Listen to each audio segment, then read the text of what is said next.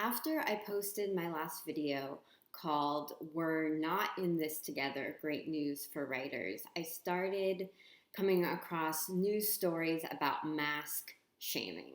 So basically, people are taking sides whether you want to wear a mask or don't wear a mask, and they're being rude to each other if you're on the opposite side. So I don't know what more support than that I need for we're not in this together. People are associating wearing masks with political parties, and if they don't go outside and see exactly what they want to see reflected back at them, they're going to be mean and rude and get into arguments with other people. I mean, how privileged and bored do we have to be that we are starting arguments with other people based on whether or not they choose to wear a mask? So no, we are not in this together.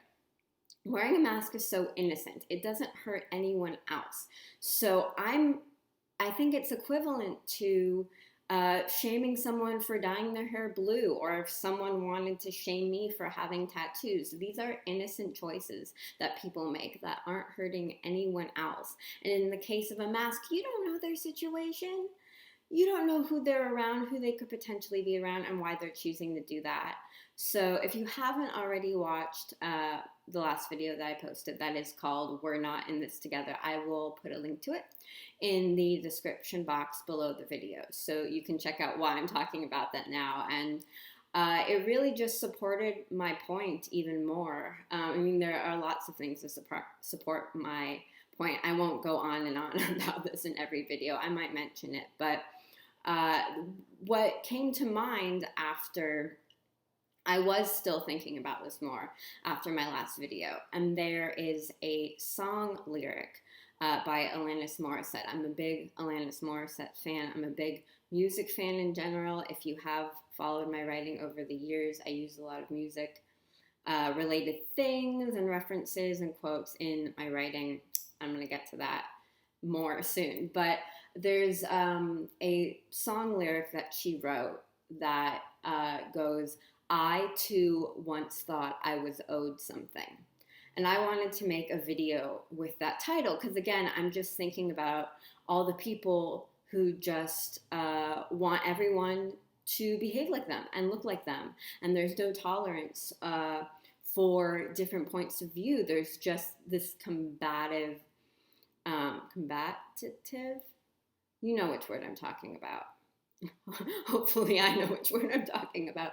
But there's just an aggressive energy instead of tolerance and dialogue. So I like this lyric, "I too once thought I was owed something." And I wanted to make a video about it, but I didn't know what the video was going to be. And it actually, the topic evolved into this video about finding your writing voice. And I had to, I'll see if I can find that song to link below, but that lyric is in the song that's called, the title of the song is "I Was Hoping," and it's on the album Supposed Former Infatuation Junkie. So just a little background of where that lyric came from. So I wanted to make a video with that title, and then what the topic evolved into really wasn't about that. Or rather, it wasn't clear. That doesn't have anything to do with a finding your writing voice video. So I had to evolve it and edit it and revise it to match something that would serve people who are looking for videos about finding your writing voice. So I have 3 steps that will help you do that. And again, I'll get back into how this is related to how I use a lot of music references and quotes and things like that in my writing. So the first step, and I might look at my phone a little bit because I wrote down notes that I want to make sure I'm covering all my points. But the first step is to brainstorm a topic that you're really passionate about. This topic will virtually never give you writer's block. There's always going to be something that you have to say or think about, or you have ideas about. It could be a sport that you like to play or watch.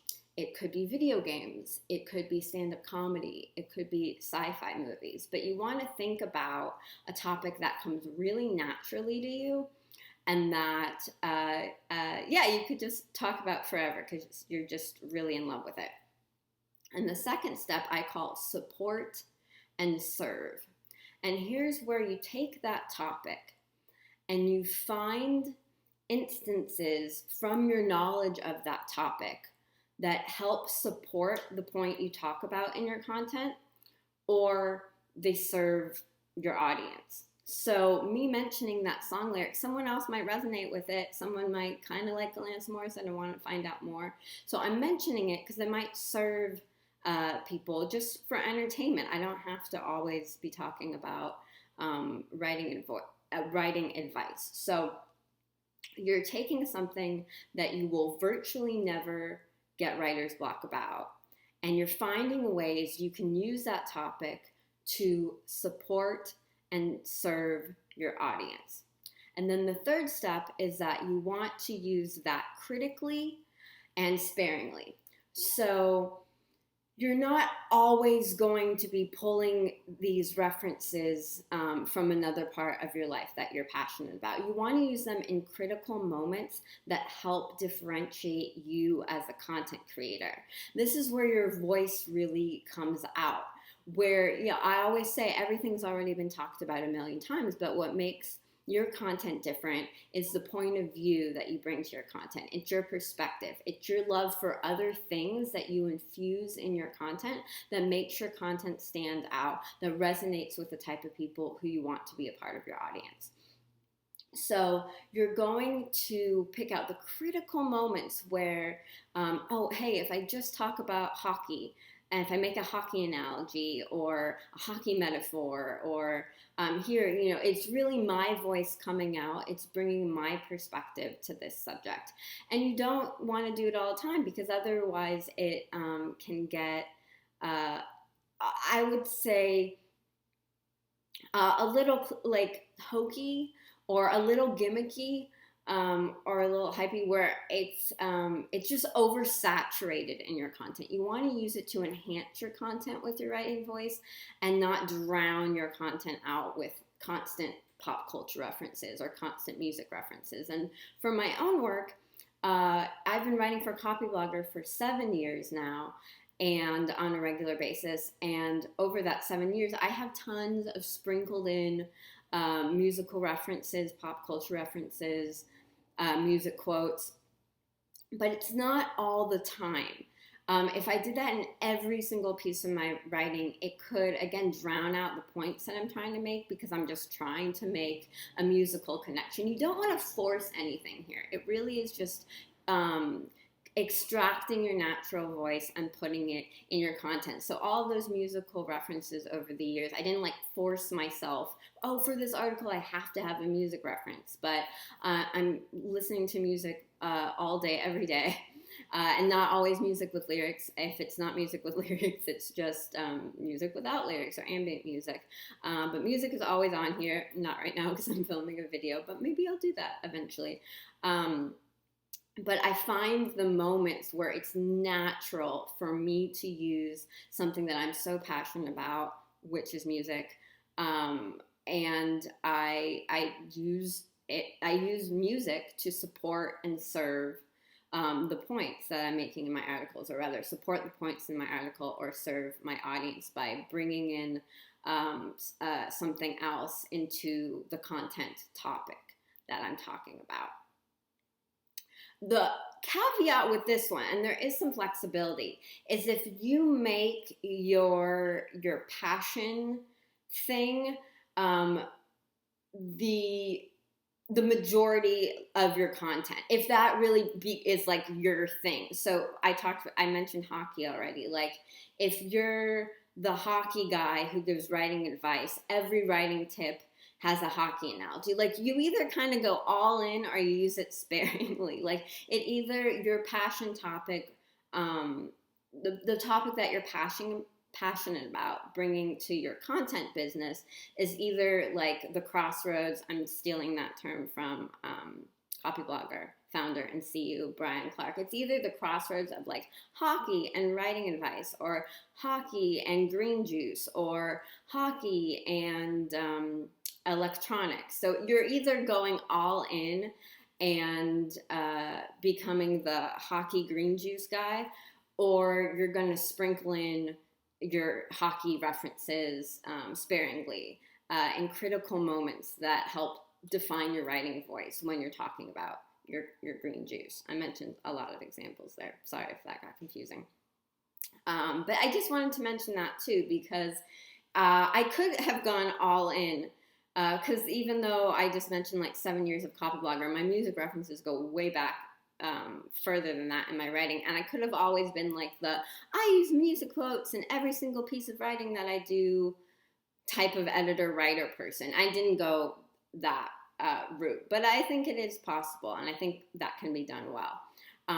But all of that stuff that I referenced, it helps people. The biggest compliment that I can ever get with my writing, and I have gotten it, and I'm really thankful for it, is when people read my writing and say that sounds just like you. To me, that's like the biggest compliment. I don't care if they agree with me, disagree with me. If they can hear my voice in my writing, I just think that I've done my job.